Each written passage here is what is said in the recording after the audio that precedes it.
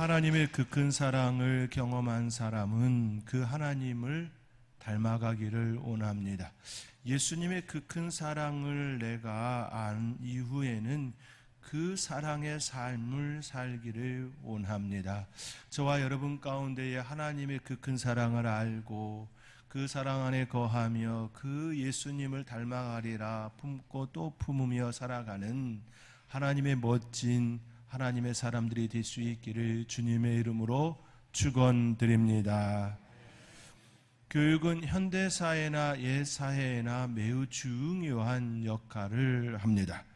교육은 부와 계층 간의 격차를 줄여주는 사다리 역할을 합니다. 누구나 교육을 받을 수 있도록 기회를 주는 제도가 공교육입니다. 공교육은 누구나 교육을 받을 수 있도록 길을 열어주지요. 있는 사람이든 없는 사람이든 수도권에 사는 사람이든 지방에 사는 사람이든 어느 누구에게나 열려 있습니다. 우리의 옛 조선시대에는 누구에게나 교육이 열려 있지는 않았습니다. 천민이나 노예는 교육의 대상이 되지 않았습니다. 교육은 양인 이상이면 누구나 받을 수 있었으나 실제로는 양반의 자제들만 교육을 받을 수 있었습니다. 누구나 교육을 받을 수 있는 공교육은 그렇기에 매우 중요합니다. 그런데 공교육의 순기능을 하지 못하고 폭력의 아픔을 키우고 있습니다. 학교 폭력의 잔인함이 얼마나 극에 달했는지 작년 2023년 드라마 더 글로리가 세상을 들썩이게 하였습니다. 학교 폭력 복수극을 담은 이 드라마는 국내를 넘어 세계적으로 인기를 끌었습니다. 실제 학교 폭력 사건을 모티브로 만들었다라는 점에서 더 큰 충격을 우리에게 주었습니다. 학폭이 계속되는 한 교육은 기회의 사다리 역할을 하지 못하게 될 겁니다. 오히려 병들고 아파하고 괴로워하며 사회를 불신하는 요소를 더 키우게 되기 때문이겠지요. 피해자들이 있는 한 교육의 목적은 이룰 수 없을 것입니다. 드라마는 시대상을 반영합니다. 언어와 문화가 다른 나라에서 인기를 누렸다는 것은 그만큼 학폭으로 고통받는 이들이 우리나라에만 국한되지 않음을 시사하지요. 그런데 문제는 이 학폭이 현재만의 문제가 아니라는 데 있습니다. 실제로 드라마 속에서 가장 충격적인 장면으로 꼽히는 고데기 괴롭힘 장면이 있습니다. 가해자들이 고데기로 피해자의 온몸을 찢는 장면입니다. 생각만 해도 끔찍한 장면이지요. 이 장면은 2006년 충북 청주시의 한 중학교에서 벌어진 실제 사건을 기반으로 재구성한 장면입니다. 2006년 5월 29일 친구들이 무서워요 여중성의 절규라는 제목의 뉴스 기사와 후속 기사가 보도되면서 사건이 세상에 드러나게 되었습니다.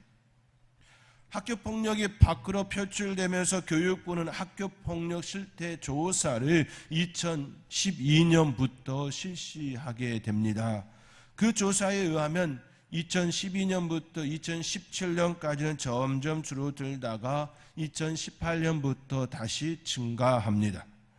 학교폭력 사한 조치 현황을 보면 2017학년도에 31,240건이었던 것이 2018년 학년에는 32,642건, 2019학년도에는 42,706건으로 그리고 20학년도에는 25,903건으로 줄어들었다가 2021학년도에는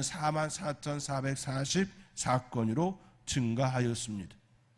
2020학년도에 학폭이 줄어든 것은 코로나19의 상황으로 팬데믹 그 영향 때문으로 비대면이 있었기 때문이지요.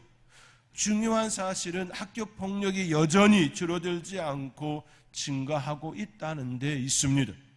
우리의 자녀들이, 우리의 미래 세대들이 건강한 사회를 만들어야 할 그 주역들이, 그들이 머무는 공간, 즉 공교육의 현장이 병들어가고 있다는데 우리는 심각함을 갖습니다.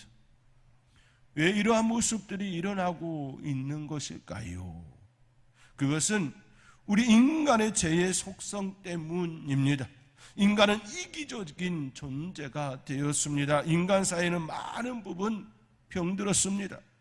함께 더불어 살아가는 그 모습을 추구하기보다는 자기를 더 사랑하는, 자기만을 아끼는 그 모습들이 자기 중심적으로, 이기적으로 변화되고 있기 때문입니다. 그것이 건강하지 않음을 인식하지 못한 채 우리의 젊은이들이, 우리의 미래 세대들이 답습하고 있습니다. 우리의 자녀들이 생활하는 학교는 작은 사회입니다. 그 사회에서 일어나고 있는 현상들은 기성세대들의 축소판입니다. 그들이 그러한 행동을 하는 것은 이미 부모로부터, 어른들로부터 배웠기 때문이지요. 세상에 저절로 되는 것은 없습니다. 배우고 또 배웠기 때문입니다. 이것을 우리는 전수라고 말합니다. 몸짓으로 배웠던, 언어로 배웠던, 그 어떤 형태로 배웠던, 그 어떤 모습으로 배웠든지 간에 그 모습은 기성세대들의 모습이고 그 모습이 그들의 사회, 작은 사회에 그렇게 드러남이 되었습니다. 우리는 지금 그러한 아픔을 보고 있습니다. 그렇게 오늘 본문 우리에게 경고의 메시지를 주고 있습니다. 오늘 본문 13절의 말씀입니다. 우리 함께 오늘 본문 13절의 말씀 함께 읽겠습니다. 오직 오늘이라 일컫는 동안에 매일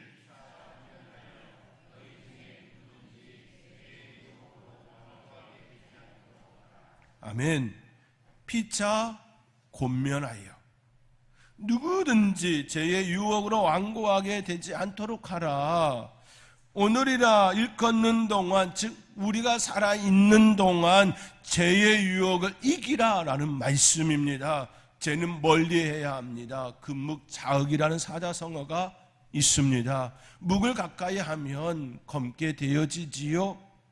죄도 마찬가지입니다. 죄를 가까이 하면 우리는 더러워지게 되어 있습니다. 점점 타락과 멸망의 길로 가게 되어 있습니다. 히브리서 기자는 이를 주의하라고, 죄의 유혹을 이기라고 우리에게 이처럼 경고의 메시지를 주고 있습니다. 그러면서 히브리서 기자는 이를 주의하라고 구약의 사건을 예를 들어 우리에게 말씀하고 있습니다. 이스라엘 백성들은 출애굽하여 광야에 이르게 되었습니다. 모세는 각 지파별로 한 사람씩 뽑아서 젖과 꿀이 흐르는 약속의 땅에 정탐꾼으로 보냈습니다. 12명의 정탐꾼들은 각 성읍과 각 산지에 두루두루 살펴보고 돌아왔습니다. 그때 10명의 정탐꾼들은 부정적으로 모세와 이스라엘 백성들 앞에서 보고하지요. 우리는 그들이 보기에 메뚜기 같다라고 부정적으로 평가하였습니다. 메뚜기 같다라는 이 말은 그 사람들에게서 들은 말이 아니었습니다. 그 땅에 있는 사람들의 그 이야기를 듣고서 우리가 메뚜기 같다라고 그들을 그렇게 말했다라는 말이 아니었습니다. 정탐꾼들의 마음에서 나오는 소리였습니다. 그들에게서 들어서 하는 말이라면 신빙성이 있다 말할 수 있겠지요. 그러나 전혀 그렇지가 않았습니다. 전적인 10명의 정탐꾼들의 그들의 생각이었습니다. 오히려 광야 생활을 마치고 여리고의 정탐꾼을 2명 보냈을 때에 오히려 그들에게 들은 소식은, 그들에게 들은 이야기는 간담이 녹았다라는 이야기였습니다. 하나님께서 이스라엘 백성들과 함께 하셨고 또 펼치셨던 그 소문을 그들이 듣고 그들의 마음이, 그들의 간담이 서늘해졌다, 녹았다라는 그 이야기였습니다. 여리고성의 그 견고한 그 성 안에 있는 그 사람들의 마음이 그랬다라는 것이지요. 그러나 10명의 정탐꾼들은 자신의 생각을 마치 그 땅에 거하는 사람들의 생각인 양 이처럼 부정적으로 보고하였습니다. 이들의 이러한 만행은 광야 생활 중에도 지속적으로 나타났습니다. 그 대표적인 사건이 무리바 사건입니다. 이스라엘 자손들이 신광야를 지나 느비딤의 장막을 쳤습니다. 그 땅에 물이 없어 이스라엘 백성이 모세와 다툼이 일어났습니다. 정확히 다툼이라기보다는 일방적으로 백성들이 모세에게 향하여 원망과 불평의 소리를 내었습니다. 모세가 그들에게 너희가 어찌하여 나와 다투느냐, 너희가 어찌하여 하나님을 시험하느냐라고 꾸짖습니다. 그 소리에도 그들은 모세를 향하여 원망하며 당신이 어찌하여 우리를 애굽에서 인도해내어 우리와 우리 자녀와 우리 가축이 목말라 죽게 하느냐고 불만과 불평을 쏟아내었습니다. 그럼에도 불구하고 하나님께서는 모세에게 말씀하셔서 반석에서 물을 내게 하셨습니다. 모세에게 지시하지어 반석을 치라 말씀하셨고 그 말씀을 따라 모세는 반석을 치니 물이 나와 그들이 마시게 되었습니다. 이때는 이스라엘 백성들이 출애굽한 지 얼마 되지 않은 그때였습니다. 그러나 이와 비슷한 사건이 또 나타났습니다. 민수기 20장과 21장에 기록된 사건입니다. 이스라엘 자손들이 광야에 이르러 가데스에 이르게 되었습니다. 그때 그들에게 물이 없었습니다. 회중이 물이 없으므로 모세와 아론에게 모여들었습니다. 모세와 다투며 우리 형제들이 여호와 앞에서 죽었을 때에 우리가 죽었더라면 좋았을 뻔했다라고 이야기합니다. 너희가 어찌하여 여호와의 회중을 이 광야로 인도하여 우리와 우리 짐승이 다 여기서 죽게 하느냐고, 너희가 어찌하여 우리를 애굽에서 나오게 하여 이 나쁜 곳으로 인도했느냐고. 이곳에는 파종할 것도 없고 무화과도 없고 포도도 없고 석류도 없고 마실 물도 없다고 이처럼 원망과 불평의 소리를 내었습니다. 이 소리를 들은 모세는 회막문에 엎드려 하나님 앞에 간구하지요. 그때 여호와의 영광이 나타나 모세에게 말씀합니다. 지팡이를 가지고 내 형 아론과 함께 회중을 모으고 그들의 목전에서 반석에게 명령하여 물을 내라 말씀하셨습니다. 반석에게 명령하여 물을 내라 모세에게 이처럼 말씀하셨지요. 모세는 아론과 함께 회중을 모으고 그들을 향하여 반역한 너희여 들으라, 우리가 너희를 위하여 이 반석에서 물을 내랴 말하고 지팡이로 반석을 2번 치니 물이 많이 솟았습니다. 이 일로 인하여 모세는 회중을 이끌고 적과 꿀이 흐르는 약속의 땅으로 들어가지 못했습니다. 그 이유는 하나님을 믿지 못하고 하나님의 거룩함을 훼손하였기 때문이었습니다. 반석에게 명령하여 물을 내라는 그 말씀을 그는 성질내며 반석을 2번 치는 그 행위를 하게 되었지요.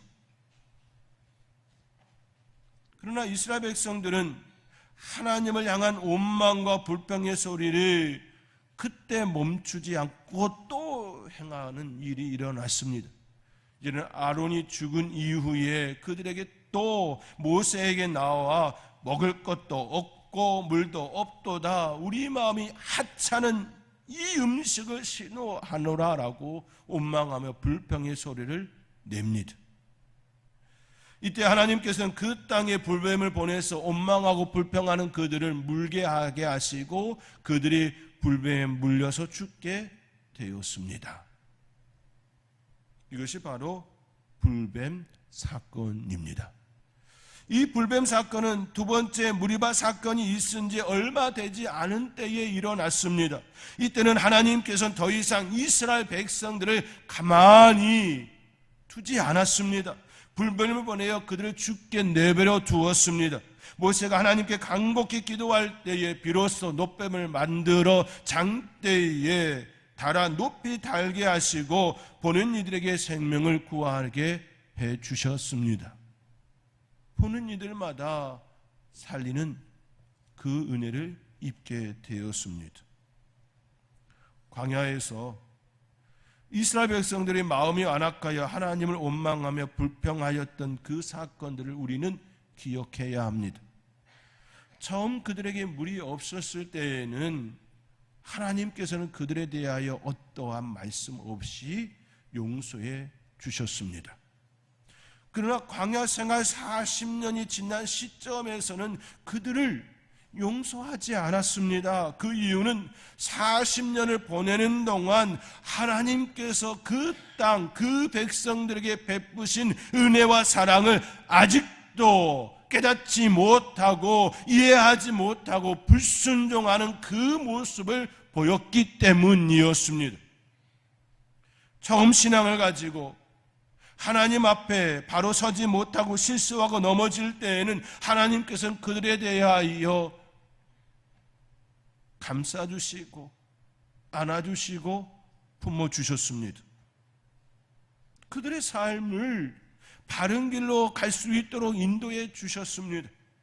그러나 그들의 신앙의 연조가 오래된 이후에도 여전히 바로 서지 못하고 하나님을 향하여 모세를 향하여 원망하고 불평하는 그들에 대하여 용서하지 않았습니다. 심지어 모세까지도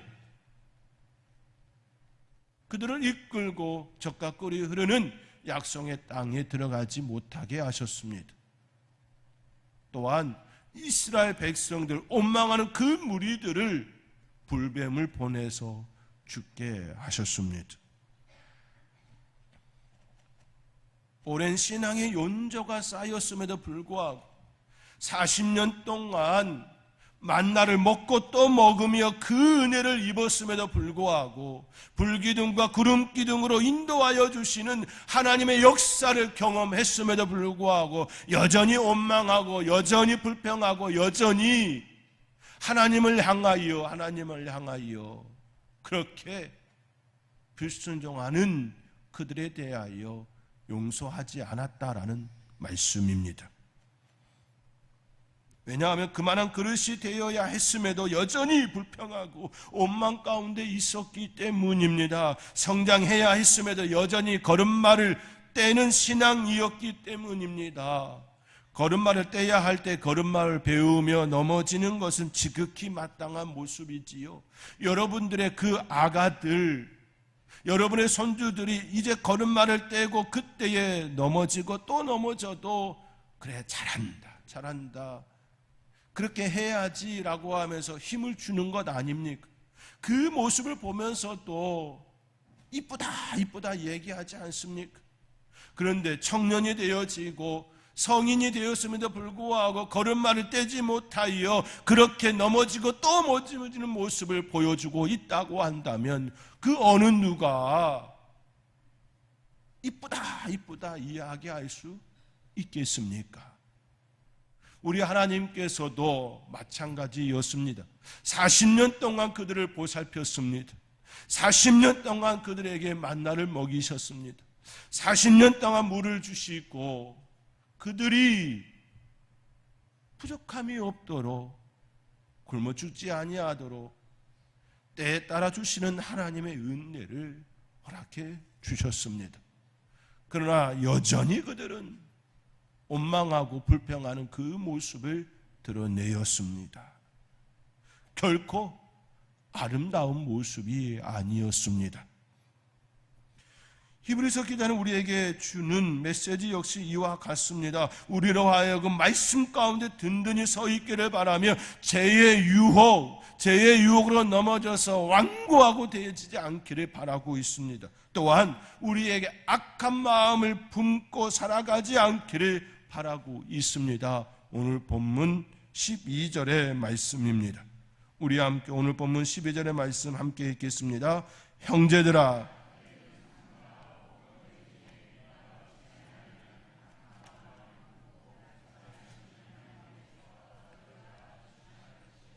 아멘. 너희는 삼가 너희 중에 누가 믿지 아니하는 악한 마음을 품고 살아계신 하나님에게서 떨어질까 조심하라고 말씀합니다. 우리는 늘 조심하며 또 조심하며 살아야 합니다. 왜냐하면 우리의 영혼은 귀중하기 때문입니다. 우리의 영혼은 매우 소중하기 때문입니다. 영혼의 소중함을 아는 사람은 함부로 자신을 내버려 둘 수가 없습니다. 악한 자리에 내 마음을 내버려 둘 수가 없습니다. 항상 가장 좋은 것, 가장 좋은 자리, 좋은 생각을 품게 됩니다. 어릴 때에는 입맛에 맞는 것을 먹지요. 입맛에 맞는 달고 단 그것들을 좋아합니다. 그러나 나이가 들면 내 입맛에 맞춰서 먹는 것이 아니라 내 건강을 위하여서 쓰디쓴 그것도 찾아 먹습니다. 나이가 든다라고 하는 건, 철이 든다라고 하는 것은 내 입맛을 따라 사는 것이 아니라 내 건강을 위하여서 내 입맛을 그것에다 맞추는 삶을 살아갑니다. 육체도 그러할진데 영혼도 그렇게 해야 하지요. 어릴 때 그 신앙일 때에는 달고 단 그 자리를 원하고 또 원하지만 철이 들면 우리 하나님께서 원하시고 바라시는 그 일을 하게 되어지는 것입니다. 내 영혼이 아름답게 살찌우고 아름다운 삶을 살아낼 수 있게 하기 위하여서 가장 좋은 것, 가장 좋은 자리, 악한 것은 하나하나 내어버리고 내 입에 쓸지라도 내 마음이 때로는 불편하고 내 마음이 끌리지 않음에도 불구하고 그 자리에 묵묵히 서 있는 것입니다. 이것이 철이 든 신앙인의 아름다운 삶의 모습이지요. 할 수만 있으면 악을 미워하고 할 수만 있으면 늘 깨어 주님과 동행하는 삶. 히브리서 기자는 지금 그 말씀을 하고 있습니다. 광야 그때에 이스라엘 백성들이 하나님의 말씀을 순종하지 않았던 그 모습 너희들 알지? 그 모습 버리고 악한 마음 품지 말고 죄의 유혹을 이기라고 이처럼 말씀하고 있습니다. 저와 여러분 가운데에 우리 영혼이 사는 그 길을 날마다 우리의 신앙이 깊어지면 깊어질수록 연조가 붙으면 붙을수록 그 자리로 나아갈 수 있기를 주님의 이름으로 축원드립니다. 박이성 목사의 저서 질문하는 믿음에 수록된 글을 소개해드리며 오늘의 말씀을 마치고자 합니다. 우리에게는 부끄러운 모습이 있습니다. 새해가 되면 우리는 결심하고 하나님 앞에서 새롭게 각오도 다집니다. 그렇지요. 송구영신 예배에 앞서서 우리의 마음을 내년에는 이런 삶을 살고 싶다라고 품고 또 기도의 자리, 예배의 자리에 참여함지요. 올해는 성경을 꼭 한 번이라도 통독하겠습니다. 예배에 열심히 참석하겠습니다. 내가 예수 믿는 것 직장 동료들이 알게 하겠습니다. 그러나 그대로 다 지켰을까요? 나만 아는 부끄러움이 내 안에 있습니다. 그런데 예수님은 우리를 부끄럽게 하지 않으십니다. 죄를 들추어 내며 창피를 주지 않으십니다. 축구선수 이영표 씨가 소년원에서 간증하며 이런 이야기를 했습니다. 여러분, 구치소 안에 있는 사람과 구치소 밖에 있는 사람의 차이가 무엇인지 아나요? 구치소 안에 있는 사람들은 죄가 들킨 사람이고 구치소 밖에 있는 사람은 죄를 들키지 않은 안 들킨 사람이다. 참 공감되는 말이지요. 박희석 목사님은 계속해서 이렇게 이야기합니다. 저도 가끔 시사 프로그램에서 유명 목사님들의 비리가 보도되는 것을 보고 있노라면 가슴을 쓸어내립니다. 그리스도인은 부끄러움을 알아야 합니다. 하나님께서 은혜로 덮어주시는데 그것도 모르고 자기가 잘하고 있는 줄 착각하면 아니 됩니다. 우리는 구원받을 자격이 있어 구원받은 것이 아닙니다라고 박기성 목사님은 그의 저서에서 이처럼 우리에게 말을 건네고 있습니다. 사랑하는 성도 여러분, 박기성 목사는 그의 저서에서 이와 같이 이야기를 건네고 있습니다. 그리스도인은 부끄러움을 알아야 한다고 이야기합니다. 우리는 한 걸음 더 나아가 그 부끄러움이 쌓이지 않도록 해야 합니다.